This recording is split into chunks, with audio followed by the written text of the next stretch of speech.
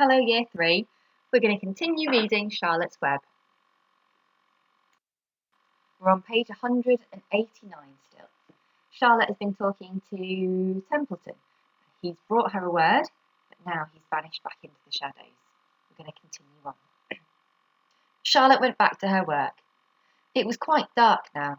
In the distance, fireworks had been going off, rockets scattering fiery balls into the sky. By the time the Arrables and the Zuckermans and Lurvy returned from the grandstand, Charlotte had finished her web. The word humble was woven neatly in the centre. Nobody noticed it in the darkness. Everyone was tired and happy. Fern and Avery climbed into the truck and lay down. They pulled the Indian blanket over them. Lurvy gave Wilbur a forkful of fresh straw. Mr. Arable patted him. "Time for us to go home," he said to the pig. "See you tomorrow." The grown-ups climbed slowly into the truck, and Wilbur heard the engine start, and then heard the truck moving away in low speed. He would have felt lonely and homesick had Charlotte not been with him. He never felt lonely when she was near. In the distance, he could still hear the music of the merry-go-round. As he was dropping off to sleep, he spoke to Charlotte. "Sing me that song again, about dung and the dark," he begged. "Not tonight," she said in a low voice. "I'm too tired." Her voice didn't seem to come from her web. "Where are you?" asked Wilbur. "I can't see you. Are you on your web?" "I'm up here, I'm back here," she answered. "Up in this back corner." "Why aren't you on your web?" asked Wilbur. "You almost never leave your web." "I've left it tonight," she said.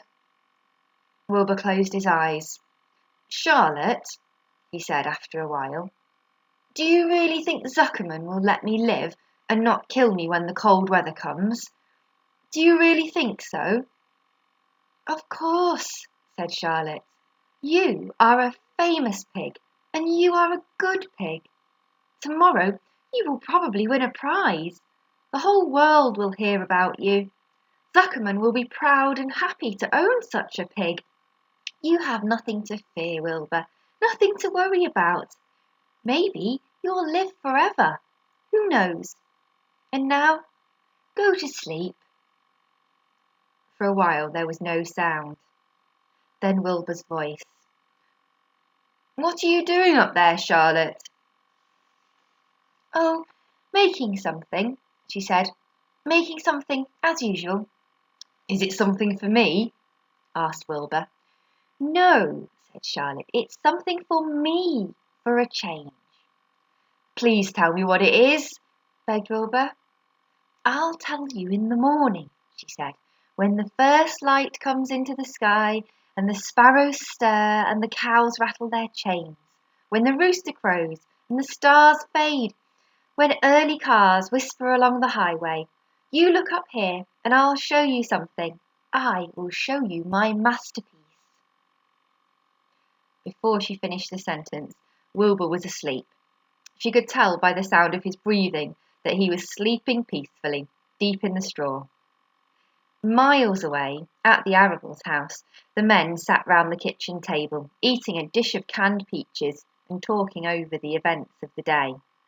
Upstairs, Avery was already in bed and asleep. Mrs. Arable was tucking Fern into bed. "Did you have a good time at the fair?" she asked as she kissed her daughter. Fern nodded. "I had the best time I've ever had anywhere or any time in all of my whole life." "Well," said Mrs. Arable, "isn't that nice?" And we'll stop there and do some questions. Question 1. Why did nobody see Charlotte's new web? They all came back to the pig pen and to get in the van, but they didn't see her web. Why not?